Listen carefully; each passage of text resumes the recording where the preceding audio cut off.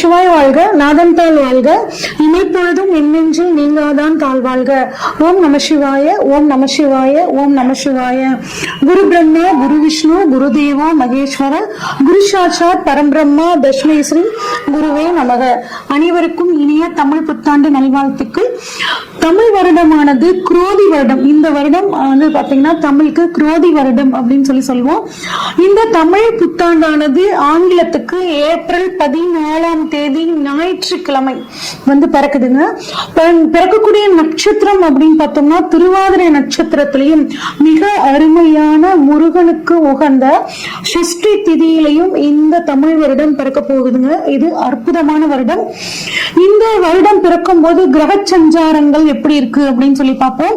மேஷத்துல சூரியன் குருவும் இருக்காங்க, மிதுனத்துல சந்திரன், அடுத்து கன்னியில கேது, கும்பத்துல செவ்வாய் சனி, மீனத்துல 3 கிரகங்கள் ராகு புதன் சுக்கிரன். இதுதான் வந்து பாத்தீங்கன்னா இந்த வருடம் பிறக்கும் போது இருக்கக்கூடிய கிரக அமைப்பு. இந்த வருஷம் பாத்தீங்கன்னா குரு பயிற்சி அப்படிங்கிறது வந்து இருக்குங்க.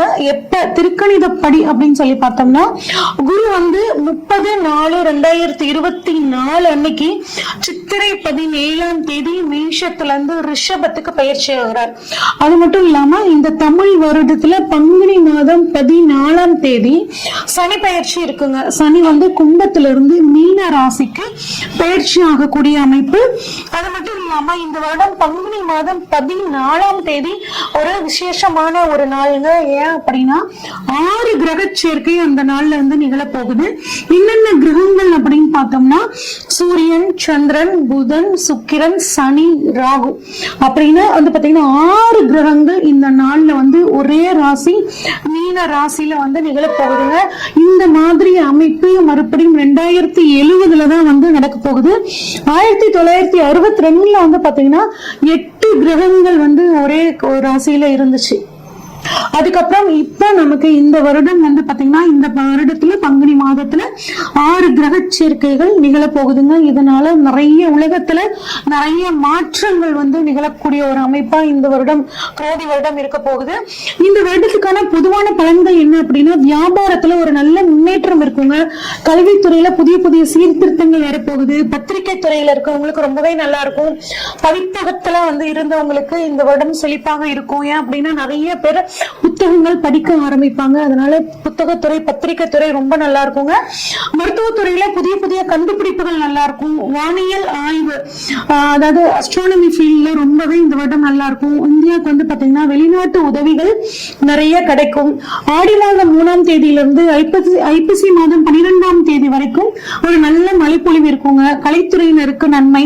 கலைத்துறையிலிருந்து ஒருத்தர் வந்து அரசியலுக்கு வர்றதுக்கான வாய்ப்புகள் இந்த வருடம் நல்லாவே இருக்கு. பெண்களுக்கு ஒரு நல்ல முன்னேற்றமான வருடம். ஐப்பசி மாதம் 20ஆம் தேதியிலிருந்து மார்கழி மாதம் 13ஆம் தேதி வரைக்கும் பெண்கள் தங்களது துறையில் மிகச்சிறந்த சாதனைகளை படைப்பார்கள். இயந்திர உற்பத்தி வந்து பாத்தீங்கன்னா அதிகமாகும். பெண் கலைஞர்களுக்கு கலைத்துறையில் இருக்கக்கூடியவர்களுக்கு வந்து பாத்தீங்கன்னா பாராட்டுக்கள் விருதுகள் நிறைய கிடைக்கும். ஆஸ்கர் அவார்டு மாதிரியான அவார்டுகள் உயரிய விருதுகள் வந்து அவங்களுக்கு கிடைக்கிறதுக்கான வாய்ப்புகள் நிறையவே இருக்குங்க. அடுத்து வெளிநாட்டு பொருள் ஏற்றுமதி இறக்குமதி தொழில் வந்து பாத்தீங்கன்னா ரொம்ப நல்லா இருக்கும். மக்கள் கிட்ட வந்து கண்ணில கேடு இருக்கிறனால மக்கள் கிட்ட தெய்வ பக்தி ஆன்மீக விஷயங்கள்ல வந்து பாத்தீங்கன்னா நாட்டம் அதிகமாகும். ஆனா விஷ காய்ச்சல் ராகு மீனத்துல இருக்கிறதுனால விஷ காய்ச்சல் மூலியமாக வந்துட்டு சில தொந்தரவுகள் வரும். ஆனா அதுக்குரிய மருந்துகள் வந்து சரியா கண்டுபிடிக்கப்பட்டு அந்த வியாதிகள்ல இருந்து வெளிவரத்துக்கான ஒரு சூழலும் கிடைக்கும். ஏன்னா மருத்துவத்துறை சூப்பரா இருக்க போகுது. புதிய மாவட்டங்கள் வந்து பாத்தீங்கன்னா தமிழ்நாட்டில் பொறுத்த வரைக்கும் நிர்வாக வசதிகளுக்காக பிரிக்கக்கூடிய ஒரு அமைப்புல இருக்குங்க. அடுத்து வந்து கம்ப்யூட்டரோட விலை, அதுக்கப்புறம் தொலைத்தொடர்பு சேனல்களோட விலை வந்து கொஞ்சம் உயரும். ஆன்லைன் பிசினஸ் வந்து ரொம்ப நல்லா இருக்குங்க. ஆனா ஆன்லைன் மோசடிகள் அதிகமா நடக்கிறதுக்கான வாய்ப்புகள் இருக்கு. பணத்தை இன்வெஸ்ட் பண்ணும்போது ஆன்லைன்ல கொஞ்சம் கவனமா இன்வெஸ்ட் பண்ணிக்கிறது நல்லதுங்க. விவசாயம் நல்லா இருக்கும். விவசாயம் சார்ந்த மதிப்பு கூட்டு பொருட்களுக்கு நல்ல ஒரு விலை கிடைக்குங்க. விளையாட்டு துறையில இந்தியா வந்து மிகச்சிறந்த சாதனையை படைக்கும். இது வந்து பொதுவான பலன்கள்ங்க. இப்ப நம்ம ஒவ்வொரு ராசிக்கும் வந்து பாத்தீங்கன்னா இந்த தமிழ் புத்தாண்டு பலன்கள் எப்படி இருக்கு அப்படின்னு சொல்லி பார்ப்போம். சிம்மராசிக்காரங்களுக்கு இந்த குரோதி வருட தமிழ் புத்தாண்டு பலன்கள் எப்படி இருக்குன்னு பார்ப்போங்க. சிங்கநடை போட்டு சிகரத்தில் ஏறு அப்படிங்கிற பாடல் உங்களுக்கு வந்து பாத்தீங்கன்னா சூப்பரா இருக்குங்க. ஏன்னா உங்களுக்கு ஆண்டினோட தொடக்கத்துல ராசிநாதன் சூரியன் உங்களுக்கு பாகிஸ்தானமான 9ஆம் இடத்துல இருக்காருங்க. மற்ற கிரகங்கள் உங்களுக்கு சாதகமாக இல்லைன்னா கூட வருட தொடக்கத்துல உங்க ராசிநாதன் பாகிஸ்தானத்தில் இருக்கிறது அருமையான ஒரு சூப்பருங்க, அருமையான ஒரு காலகட்டத்தை உங்களுக்கு கிடைக்கும். சிங்கநடை போட்டு சிகரத்தில் ஏறு. சிகரத்துல ஏறணும்னா நம்ம அதுக்கு எவ்வளவு உழைக்கணும் அப்படிங்கறத நம்ம மைண்ட்ல வச்சுக்கணுங்க. இந்த சிம்மராசிக்காரங்க, நீங்க கொடுக்கக்கூடிய உழைப்பு கட்டாயம் இந்த வருடம் உங்களுக்கு ஒரு உயர்ந்த பதவிக்கு உங்களை கூட்டிட்டு போகும், உயர்ந்த செல்வ நிலைக்கு உங்களை கூட்டி போகும். எங்க குரு 10ல இருக்காருங்க, ஏங்க இப்படி சொல்றீங்க? எங்களுக்கு அது வந்து சாதகம் இல்லாத அமைப்பு தாங்க. இவ்வளவு நாள் குரு 9ஆம் இடத்துல இருந்து எங்களுக்கு நல்ல சாதகத்தை பண்ணிட்டு இருந்தாங்க. இப்ப 10க்கு வந்துட்டாரு. இது எங்களுக்கு வந்து எங்களோட வேலைய தொழில இதெல்லாம் தொலைச்சிருமே அப்படின்னு நீங்க நினைச்சு கவலைப்பட வேணாங்க. குரு இருக்கிற இடத்தை விட பாக்குற இடத்துக்கு அதிக பலனை கொடுப்பார். குரு வந்து பாத்தீங்கன்னா 2, 4, 6 இந்த இடங்களை பாக்குறாருங்க. 2ஆம் இடம் குடும்பஸ்தானம், பணவரவு ஸ்தானம், வாக்குஸ்தானம். உங்களுக்கு கட்டாயம் குருவின் அருளால் உங்க குடும்ப உறுப்பினர்கள் மூலியமாக கட்டாயம் பணவரவு இருக்குங்க. உங்க வாக்கு பலிதமாகும். வாக்கு தொழில், வாக்கை மூலதனமாக வச்சு தொழில் பண்றவங்களுக்கு இந்த வருடம் ரொம்பவே நல்லா இருக்குங்க. அதே மாதிரி 4ஆம் இடம், 4ஆம் இடத்தை குரு பாக்குறாரு. 4ஆம் இடம் அப்படிங்கிறது வீடு, வண்டி, வாகனம், மனை, தாயார், அதாவது சொத்துக்கள் வாங்கணும், சொத்துக்கள் சேரணுங்கிற அமைப்பு உங்கள் ஜாதகத்தில் இருக்கும் பட்சத்தில் கட்டாயம் இந்த வருடம் நீங்க சொத்துக்கள் வாங்கக்கூடிய ஒரு அற்புதமான அமைப்புங்க. கட்டின வீடு பாதியோட வீடு கட்டி நிக்குதுங்க, அதை கம்ப்ளீட் பண்ண முடியல அப்படின்னு நினைச்சிட்டு இருக்கிறவங்களுக்கு இந்த வருடம் கட்டாயம் நீங்க அதை வந்து கம்ப்ளீட் பண்ணிடலாங்க. ஒரு கார் வந்து எனக்கு பிடிச்ச கார் ஒண்ணு வாங்கணும், நீண்ட நாள் ஆசைப்பட்டு இருக்காங்க அப்படின்னு நினைக்கிறவங்களுக்கு உங்களுக்கு விரும்பின வாகனங்கள் வாங்கக்கூடிய ஒரு அற்புதமான அமைப்புங்க. ரொம்பவே சூப்பரா இருக்குங்க. குறிப்பா குடும்பத்துக்காக நீங்க அதிக நேரம் வந்து ஒதுக்கணுங்க. உங்களோட வேலை பழுவுனால குடும்பத்துக்கு நீங்க நிறைய டைம் ஒதுக்க மாட்டீங்க. அதனால சின்ன சின்ன சலசலப்புகள் குடும்பத்துல வர்றதுக்கான வாய்ப்பு இருக்குங்க. குடும்பத்துக்குன்னு ஒரு டைம் நீங்க ஒதுக்கிக்கிறது ரொம்பவே நல்லது. அதனால உங்கள் மனது வந்து பாத்தீங்கன்னா மகிழ்ச்சியாக இருக்கும். பண பிரச்சனை, கடன் பிரச்சனை நிறையவே இருக்குங்க அப்படின்னு கவலைப்பட்டு இருக்க இந்த சிம்மராசிக்காரங்களுக்கு படிப்படியாக 2ஆம் இடத்தில் குருவோட பார்வை படுறதுனால உங்களுக்கு பண பிரச்சனை தீரும். அதாவது அங்கங்க சின்ன கடன் வாங்கியிருப்பீங்க, இப்ப ஒரே இடத்துல கடன் வாங்கி அந்த கடன் எல்லாம் தீர்த்துட்டு உங்க தொழில் மூலியமாக உங்களுக்கு பண வரவு கிடைக்கக்கூடிய ஒரு அமைப்பு சூப்பரா இருக்குங்க. 6ஆம் இடத்தில் குரு பார்வைங்க. அப்ப நீண்ட நாட்களாக உத்தியோகத்திற்காக காத்துட்டு இருக்கிறவங்களுக்கு கட்டாயம் இந்த வருடம் உத்தியோகம் கிடைக்குங்க. உத்தியோகத்துல இருக்கிறவங்களுக்கு ப்ரமோஷன் வேணும்னு நினைக்கிறவங்களுக்கு கட்டாயம் ப்ரமோஷனும், அதே மாதிரி விரும்பிய இடமாற்றமும் கிடைக்கிறதுக்கான வாய்ப்புகள் நல்லாவே இருக்குங்க.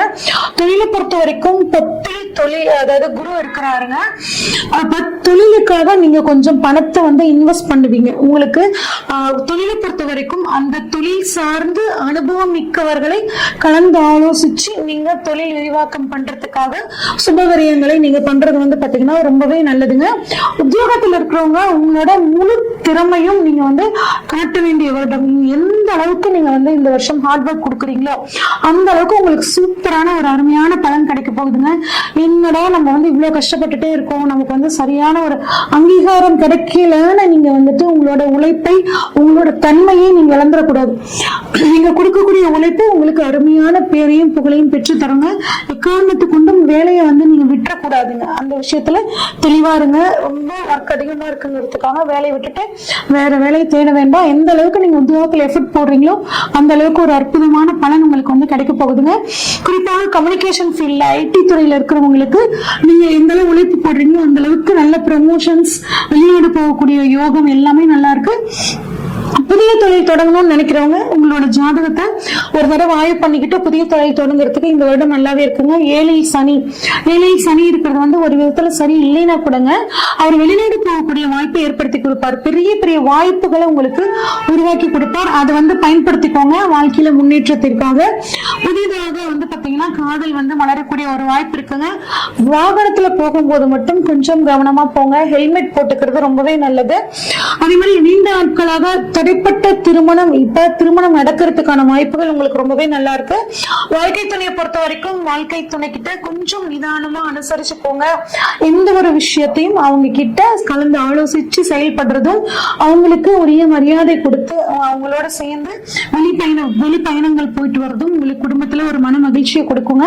உங்களோட வாழ்க்கை துணைக்கு வந்து பாத்தீங்கன்னா உங்க நேரப்படி அவங்களுக்கு புதிய தொழில் அமையறதுக்கும் புதிய உத்தியோகம் கிடைக்கிறதுக்கும் நேரம் சூப்பரா இருக்குங்க. சூரியன் 9ல இருக்கிறனால பாகிஸ்தானத்துல இருக்கனால தந்தை வழி சொத்துக்கள் உங்களுக்கு சேருங்க. தந்தை தொழில் பண்றவங்களுக்கு, தந்தையோட தொழில ரெகுலரா பண்ணிட்டு இருக்கிறவங்களுக்கு ரொம்பவே இந்த வருடம் சாதகமாக இருக்கும். தந்தையோட உடல் ஆரோக்கியத்துல ஒரு நல்ல முன்னேற்றம். வெளிநாட்டுல இருக்கிறேங்க அப்படின்னு நினைக்கிறவங்களுக்கு விசா கிடைக்கல, சிட்டிசன்ஷிப்ல ஏகப்பட்ட பிரச்சனைகள் இருக்குங்க, தடை வந்துகிட்டே இருக்குங்க அப்படின்னு நினைக்கிறவங்களுக்கு இந்த வருடம் மிகச்சிறந்த சாதகமான வருடமாக இருக்குங்க. சிட்டிசன்ஷிப் கிடைக்கும். விசா ப்ராப்ளம் எல்லாம் வந்து பாத்தீங்கன்னா உங்களுக்கு குறையும். டிராவல் டாக்குமெண்ட் வரலன்னு நினைச்சிட்டு இருக்கிறவங்களுக்கு டிராவல் டாக்குமெண்ட் வரக்கூடிய அமைப்பு எல்லாமே நல்லா இருக்குங்க. பெண்களை பொறுத்த வரைக்கும் குடும்பத்தினரோட ஆதரவு உங்களுக்கு நல்லா இருக்குங்க. புதிய தொழில் தொடங்குறதுக்கான ஒரு அற்புதமான வாய்ப்பு. மீடியால கலைத்துறையில் இருக்கிற பெண்களுக்கு ரொம்பவே சூப்பரான வருடமாக இந்த வருடம் இருக்க போகுதுங்க. இல்லத்தரசிகள் வந்து பாத்தீங்கன்னா குடும்பத்தோட சப்போர்ட்னால புதிய தொழில் ஆரம்பிக்கிறதுக்கு ரொம்பவே நல்லா இருக்கு. உங்களுக்கான பரிகாரம் அப்படின்னா உளுந்து தானம் பண்றது ரொம்பவே நல்லது. சனி பகவான் வழிபாடும் தட்சிணாமூர்த்தி வழிபாடும் இந்த வருடம் உங்களுக்கு மிகச்சிறந்த நன்மைகளை கொடுக்கும். இதுவரைக்கும் நம்ம பார்த்த அனைத்துமே வந்து பாத்தீங்கன்னா பொதுவான பலன்கள் தாங்க. உங்களோட சுய ஜாதகத்துல கிரகங்கள் எங்க இருக்காங்க, குறிப்பா வருடக்கோள்களான குரு ராகு கேதுக்கள் எங்க இருக்காங்க, இதையும் கோச்சாரத்துல இருக்கக்கூடிய கிரக அமைப்பையும் வச்சு பார்க்கும்போது துல்லியமான பலன்களை எடுக்க முடியுங்க. உங்களோட ஜாதகத்தை இப்ப என்ன பலன்கள் நடக்குதுன்னு நீங்க தெளிவா தெரிஞ்சுக்கணும் அப்படின்னா ஸ்கிரீன்ல தெரியற வாட்ஸ்அப் நம்பருக்கு உங்களோட ஜாதகத்தை அனுப்பிச்சு வைங்க. ஃபுல்லா உங்களோட ஜாதகத்தை ப்ரெடிக்ட் பண்ணிட்டு உங்களுக்கான கைடன்ஸை கொடுக்குறேங்க. நன்றி, வணக்கம்.